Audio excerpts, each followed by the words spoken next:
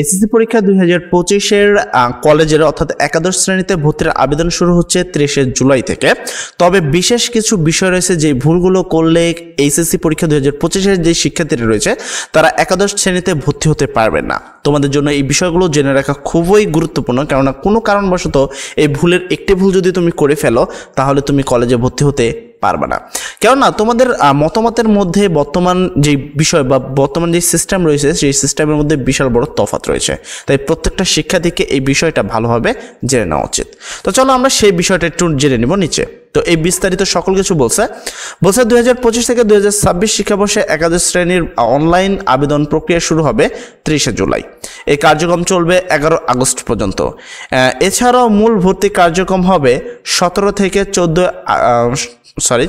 থেকে 14 সেপ্টেম্বরের মধ্যে, আর ক্লাস শুরু হবে 15 সেপ্টেম্বর থেকে। তার মানে এখানে ডিটেলিং তুমি বুঝতে পারলা যে 30 তারিখ থেকে তোমাদের 30 জুলাই থেকে আবেদন প্রক্রিয়া শুরু হচ্ছে, আর মোটামুটি 11 আগস্ট পর্যন্ত আবেদন করতে পারবা, এবং মানে নিশ্চিতকরণের জন্য তুমি 14 সেপ্টেম্বর পর্যন্ত সময় পাবে। 15 সেপ্টেম্বর পর্যন্ত থেকে তোমাদের ক্লাস শুরু হবে। এখন প্রশ্ন হলো এখানে যে বিষয়টা আছে অনলাইনের মাধ্যমে ভর্তি হতে হবে, 1 নম্বর বিষয়। কেউ যদি স্কুলে সরাসরি কোনো কলেজে যেয়ে যোগাযোগ করে ভর্তি হতে চাও সেক্ষেত্রে সেটা কিন্তু পসিবিলিটি নাই, কেননা তোমাকে অনলাইনে নিবন্ধন করতেই হবে।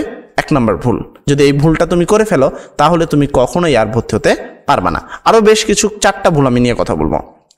বৃহস্পতিবার শিক্ষা মন্ত্রণালয় মাধ্যমিক এবং উচ্চ মাধ্যমিক বিভাগে প্রকাশিত নীতিমালা থেকে এ তথ্য জানা গেছে। নীতিমালায় বলা হয়েছে যারা পুনর্নিরীক্ষণের জন্য আবেদন করবে, আবেদনের যোগ্য হলে তারাও এই সময়ের মধ্যে আবেদন করতে হবে।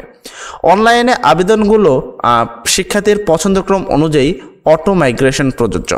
আচ্ছা, অটো মাইগ্রেশন জিনিসটাকে সে বিষয়টা আমি তোমাদের শেষে দিকে একটু বলছি। আবেদন যাচাই বাছাই ও আপত্তি নিষ্পত্তি 12 আগস্ট। শুধুমাত্র পুনর্নির্ভরের ফল পরবর্তী শিক্ষার্থীদের আবেদন 13 থেকে 14 আগস্ট পর্যন্ত, অর্থাৎ 12 তারিখের মধ্যে তোমাদের সবাইকে বাছাই করা হবে। দেন তারপরে যারা আবেদন তোমরা যারা সিলেক্ট হয়ে যাবা তারা সিলেক্ট হওয়ার পরে তোমরা 13 থেকে 14 আগস্টের মধ্যে তোমরা আবেদন তোমাদের ভর্তিটা শুরু হয়ে যাবে, তোমরা কনফার্ম দিতে পারবে। আর যারা চান্স পাবা না, যারা 12 আগস্টের মধ্যে তোমরা কি পাবা না, প্রথম মেধা তালিকায় চান্স পাচ্ছ না কলেজে ভর্তি হওয়ার জন্য, তোমাদেরকে আরও একবার তোমাদের কি করতে হবে, আবার নতুনভাবে অ্যাপ্লাই করতে হবে। তার জন্য তোমাকে আবারও কিছু টাকা খরচ করতে হবে। সেই সিস্টেমটা একটু জানে নেবা। পছন্দক্রম পরিবর্তনের সময় 15 আগস্ট। প্রথম পর্যায়ে নির্বাচিত শিক্ষার্থীদের ফল প্রকাশ হবে 20 আগস্ট রাত 8টায়। তাহলে এটা গেল 20 আগস্ট রাত 8টার মধ্যে তোমাদের ফল প্রকাশ হয়ে গেল। এখন কথা হলো যারা নিশ্চিত হয়নি, এখন প্রথম পর্যায়ে সবাই ভর্তি হতে পারবে না, এটা কখনোই সম্ভব না, ঠিক আছে। অ্যান্ড সেকেন্ড পর্যায়ে আসো, শিক্ষার্থীদের নির্বাচনের ফল প্রকাশের পর থেকে 22 আগস্ট রাত 8টা পর্যন্ত, অর্থাৎ শিক্ষার্থীরা নিশ্চয়ন না করলেও প্রথম পর্যায়ে নির্বাচন এবং আবেদন বাতিল হবে এবং তাকে পুনরায় ফি সহ আবেদন করতে হবে। তার মানে কথাটা বুঝতে পারছো কি, তোমাকে যদি নিশ্চয়ন না করো কোনো কারণবশত, তুমি কি করছো, আবেদন করছো এবং তুমি সিলেক্ট হয়ে গেছো 1 তারিখের মধ্যে, কিন্তু তুমি নিশ্চয়ন করতে পারো নাই বা কোনো কারণে ওই তারিখটা তোমার মনে নেই বা ওই তারিখে তুমি বিজি হয়ে গেছো, সেক্ষেত্রে তোমার কি আবেদনটা বাতিল হয়ে যাবে এবং নতুনভাবে তোমাকে আবেদন ফি দিয়ে আবার নতুনভাবে আবেদন করতে হবে। দ্বিতীয় পর্যায়ের আবেদন তোমার 23 থেকে 25 আগস্ট রাত 8টা পর্যন্ত চলবে, 23 তারিখ থেকে 25 তারিখ পর্যন্ত চলবে। পছন্দক্রম অনুযায়ী প্রথম মাইগ্রেশন ফল প্রকাশের 28 আগস্ট রাত 8টায়, এর পরবর্তীতে তোমাকে 28 তারিখ রাত 8টার বদলে দ্বিতীয় জায়গায় পেয়ে যাবা। দ্বিতীয় পর্যায়ের আবেদনের ফল প্রকাশ হবে 28 আগস্ট রাত 8টা বাজে। এই ফলটাও প্রকাশ দ্বিতীয় পর্যায়ের ফল প্রকাশ পাবা। দ্বিতীয় পর্যায়ের শিক্ষার্থীরা নিশ্চয়ন করবে হলো 29-30 তারিখ রাত আগস্ট পর্যন্ত, ঠিক আছে। তবে শিক্ষার্থীরা নিশ্চয়ন না করলে এই দ্বিতীয় পর্যায়ের মাইগ্রেশনও বাদ হয়ে যাবে। এই অবস্থাতে তুমি কি করতে পারো না, পরীক্ষা আবার নতুনভাবে তৃতীয় পর্যায়ে করতে হবে। টোটাল 3টা পর্যায়ে ভর্তি হবা। এমন প্রথম পর্যায়ে অনেকে ভাববে যে আমি তো চান্স পাইনি, তার মানে হয়তো আমি ভর্তি হতে পারবো না, তার কিন্তু সেকেন্ড মাইগ্রেশন নাও করতে পারে। তাই তোমাদের সঠিক বিষয়গুলো ভালোভাবে জানা উচিত।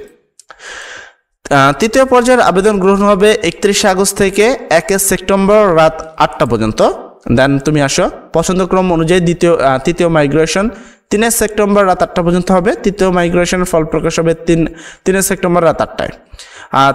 তৃতীয় পর্যায়ে শিক্ষার্থীরা নির্বাচন 8 সেপ্টেম্বর 4 সেপ্টেম্বর রাত 8টায়, মানে একদিনের মধ্যেই কিন্তু নিশ্চয়টা হয়ে যাবে। আর যদি তুমি নিশ্চয় না করো তাহলে তোমাদের আবেদন বাতিল হয়ে যাবে। সর্বশেষ মাইগ্রেশনের ফল প্রকাশ হবে 9 সেপ্টেম্বর রাত 8টায় এবং ভর্তি 14 তারিখ পর্যন্ত চলবে। ক্লাস শুরু হবে 15 তারিখ পর্যন্ত। উল্লেখ্য অনলাইন ব্যতীত ম্যানুয়ালি কোনো ভর্তি কার্যক্রম হবে না।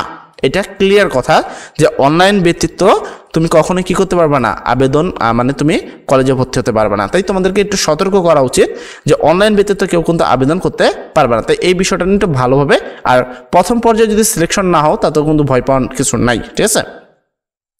ভর্তির যোগ্যতা এবং বিভাগ বিবেচন সম্পর্কে বলা হয়েছে যে কোনো শিক্ষাবর্ষে এইচএসসি সমমানের পরীক্ষার ফল প্রকাশের খ্রিস্টাব্দ এবং ধারাবাহিকতা পূর্ববর্তী 2 খ্রিস্টাব্দ দেশের যে কোনো একটি শিক্ষা বোর্ড এবং বাংলাদেশ উন্মুক্ত বিশ্ববিদ্যালয়ের অধীনে এসএসসি ও সমমানের পরীক্ষা উত্তীর্ণ শিক্ষার্থীদের নীতিমালার অন্যান্য বিধানসমূহ সাক্ষেপে কোনো কলেজ সমমানের প্রতিষ্ঠান একাদশ শ্রেণীতে অনলাইনে ভর্তির যোগ্য বিবেচিত হবে।